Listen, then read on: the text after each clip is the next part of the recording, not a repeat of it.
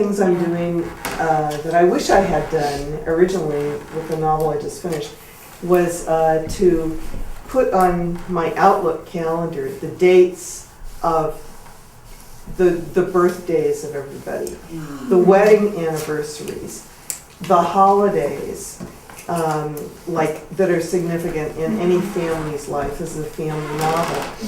And when, one character flew from one city to another or drove from one city to another, how long did that take? Because there are certain moments in a novel where you're going to really want to have the ticking clock. And it is so much easier to do that if you can actually look at a calendar and then you can begin saying, in 2 weeks, I'm going to leave to go home, or it's only 3 more days now. It really helps the tension, especially right when you're driving toward the climax of the novel. In addition to that, I just want to point out that's this is the chronology. I know this, you can't see it. I just expect you to see a few lines. But this starts in 1920, and this takes us up to when the novel starts. And I took all of the characters, the dead ones and the alive ones, and I laid them out here so that I made sure that the grandmother, I placed them in time this way. So the parents of Kai Christoph, my protagonist, when did they get married? When did they have their first child? When did they have her? Her first husband, how he's older than she. When did they meet? So so these key dates, so that you make sure you don't have somebody be too young or too old to have done something, and that you have a sense of the coordination between lives this way. And again, this was just invaluable to go back and to look at this. But this is called the master chronology. But I have each individual character's chronology for the events in their own life, and then I put them together, like what's going on with this character and this character. And again, it saves a lot of time later. There's a program I've been using because the novel I'm working on now is a historical novel, and it would be something that would have been useful to Umberto Eco, for instance, I think. But I think it might be useful to anybody who's working in a historical period like Margaret and Lee. You're both working in a historical period on your memoir stuff.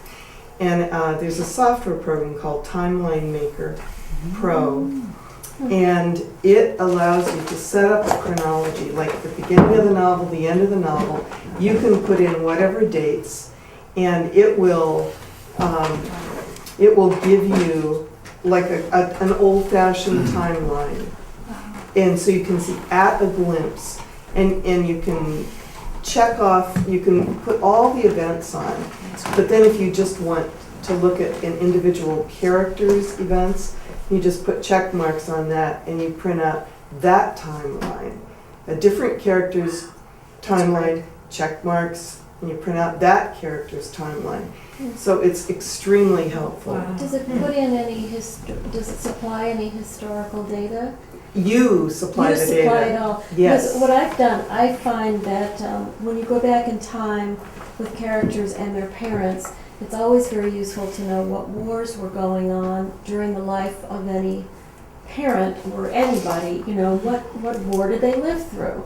So I've used Excel for that, where I go back and I put in all the wars and I figure out, oh my gosh, it was between Korea and Vietnam, and couldn't have possibly been drafted, and it's Yeah, exactly. Couldn't have been drafted. I mean, couldn't have been things drafted. like that. Could have been drafted. Would have been drafted. Yeah, there are also things on the internet that are like significant events of the the 20th century, significant events of the 19th century. So you get all of those, and you can just very quickly go, boom, boom, boom. This is the day Kennedy died. This is the day this happened. This is the day this happened.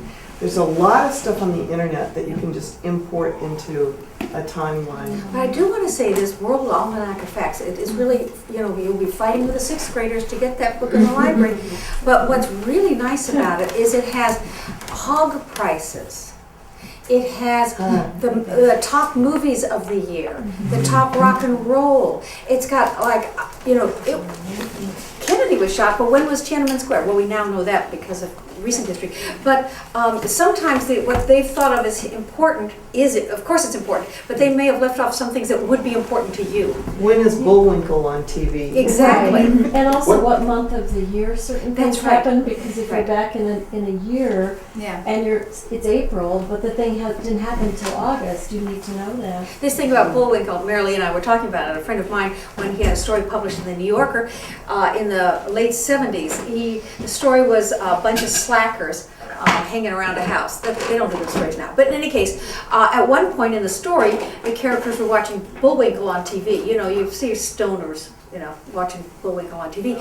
And the fact checker at the New Yorker called up Paul and said, are you sure the Bullwinkle was running on daytime TV in 1978 in February?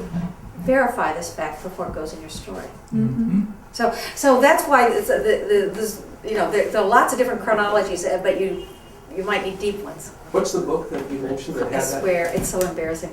A World Almanac of Facts. Tell them you're a sixth grader. The World Almanac. That's it. The World Almanac. But you can go back and get the past ones at the library. I wonder if that's online at all. I haven't checked. You got to get out of the house. A lot of someday. stuff is. One of the things I checked recently was like, at what time does the sun set in Korea in April? Right. And you can get that online. It's wonderful. It's wonderful. Is it Tony Early or Jim Early? What? Tony. Tony Early. Jim the Boy.